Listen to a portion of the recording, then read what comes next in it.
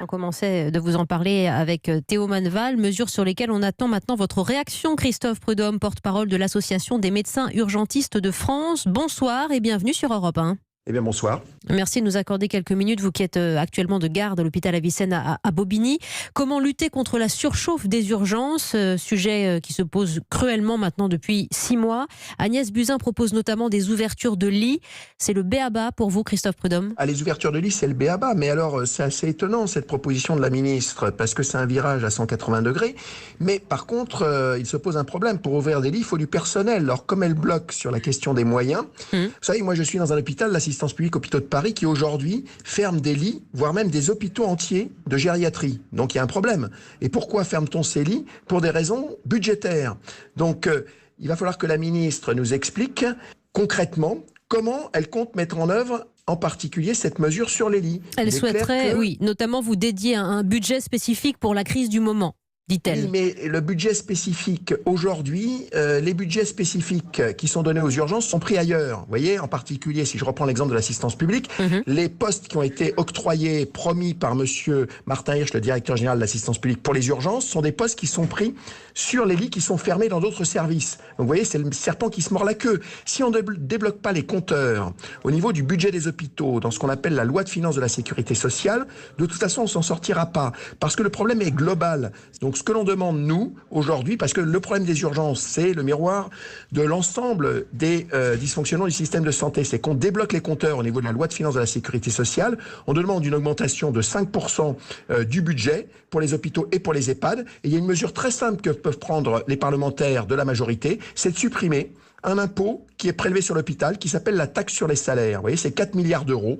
Eh bien, il suffit d'un amendement à la loi de finances et on a ce ballon d'oxygène dont on a besoin pour discuter ensuite, dans le cadre d'un vrai dialogue social, des mesures de réorganisation, lesquelles mesures, de toute façon, ne peuvent pas répondre à l'urgence immédiate. Ces mesures n'auront une effectivité que dans les mois, voire les années qui viennent. Donc c'est l'ensemble du système de santé qui ne va pas bien. Il y a besoin de mesures de réorganisation, mais il est clair qu'on a besoin de moyens immédiatement, à la fois pour créer des postes, pour augmenter les salaires. Oui. Voilà, donc ça c'est incontournable. Et sur ces mesures financières, évidemment, vous serez à l'écoute demain après-midi, Christophe Prudhomme. Un mot sur la réorganisation dont vous parlez, avec des pratiques qui peuvent peut-être être mises en œuvre plus rapidement que ce que vous le dites, notamment l'admission directe proposée pour les personnes âgées, sans passer par les urgences, sans passer en tout cas par la salle d'attente des urgences, avec, hélas, quelques drames à la clé. Oui, mais là, c'est pareil, la ministre ne répond pas à nos demandes. Notre demande, c'est de limiter l'hospitalisation des personnes âgées et qu'elles restent, en particulier celles qui viennent des EHPAD,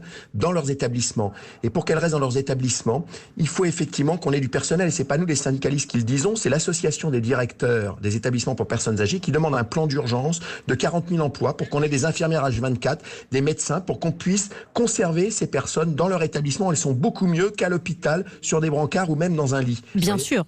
Mais je vous fais réagir à une idée en ce sens, la vidéo-assistance qui permettrait de mettre en lien justement les EHPAD, les régulateurs du SAMU et de désengorger les urgences. Ça peut aller dans le bon sens pour vous? Mais on le fait déjà, ça. Mais le problème aujourd'hui, c'est que pour que on puisse avoir une vidéo-assistance, encore faut-il que de l'autre côté, dans les EHPAD, on ait quelqu'un derrière l'écran. Or, aujourd'hui, on n'a que des aides-soignantes. Si on veut faire des prescriptions déléguées, il faut qu'on ait une infirmière. Et il n'y a pas d'infirmière la nuit, ni le week-end, dans ces établissements. Donc, c'est le serpent qui se mord la queue.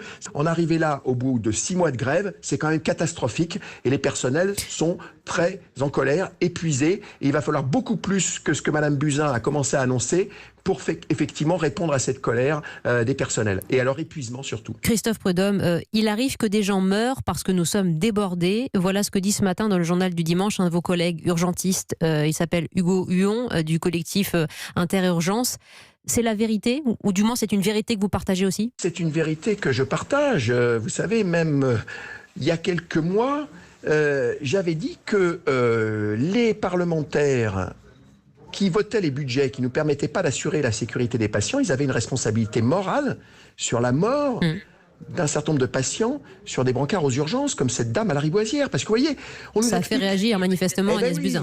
Oui, parce que vous comprenez, là, on nous dit il faut que les gens aillent voir un médecin en ville. Mais cette dame qui est morte sur un brancard à la Rivoisière n'a pas trouvé de médecin en ville. C'est la raison pour laquelle elle est venue aux urgences. Vous voyez, donc le problème, c'est que Aujourd'hui, le problème des urgences, c'est la dégradation de l'ensemble de nos systèmes de santé. 21 millions de passages l'an passé, avec une fréquentation qui a plus que doublé en 20 ans dans les urgences. Vous vous appelez, vous êtes délégué CGT avec votre syndicat à une nouvelle journée d'action nationale.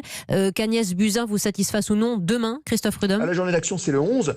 Oui, parce qu'il faut surtout qu'on réponde à l'urgence. Et répondre à l'urgence, c'est effectivement des postes, des augmentations de salaire. Vous savez que nous n'arrivons pas à recruter d'infirmières à l'assistance publique ou dans les hôpitaux limitrophes du Luxembourg, de l'Allemagne ou de la Suisse. Parce que le niveau de salaire... Pour des questions de rémunération. Mais oui, le niveau de salaire des infirmières, nous sommes les avant-derniers au niveau de tous les pays de l'OCDE, au niveau du niveau de rémunération de nos infirmières. C'est un travail très difficile, et sans parler des aides-soignantes. Dans les EHPAD, on n'arrive pas à recruter les aides-soignantes aujourd'hui. Écoutez, 1300, 1400 euros pour être en sous-effectif et n'avoir que 5 minutes pour donner à manger à une personne qui est démente, c'est pas possible. Vous savez que dans les EHPAD aujourd'hui, les gens payent 3000 euros par mois pour que les résidents, pour les membres de leur famille, aient 2 douches par mois. C'est scandaleux. C'est ça qu'il faut changer aujourd'hui, vous comprenez? Mais qu'est-ce qui se passe? C'est qu'aujourd'hui, on a ouvert le marché des EHPAD à des grands groupes.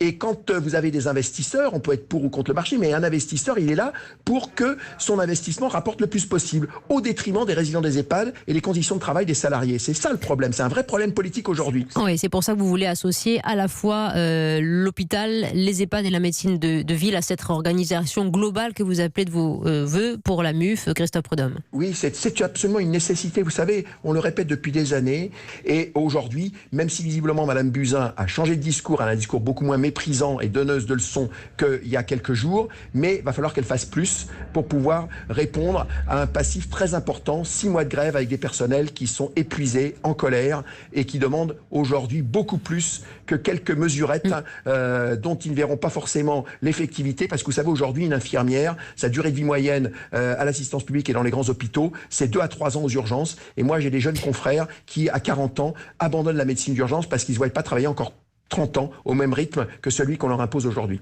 Oui, et on vous sent à bout et on comprend évidemment votre réalité. Vous qui vous êtes échappé de votre garde pour quelques minutes pour répondre à cette interview, Christophe Prudhomme, on sera quand même à l'écoute ensemble pour faire avancer les choses des propositions d'Agnès Buzyn demain, et puis nous suivrons votre mouvement au nom de la CGT mercredi prochain un peu partout en France. Merci Christophe Prudhomme.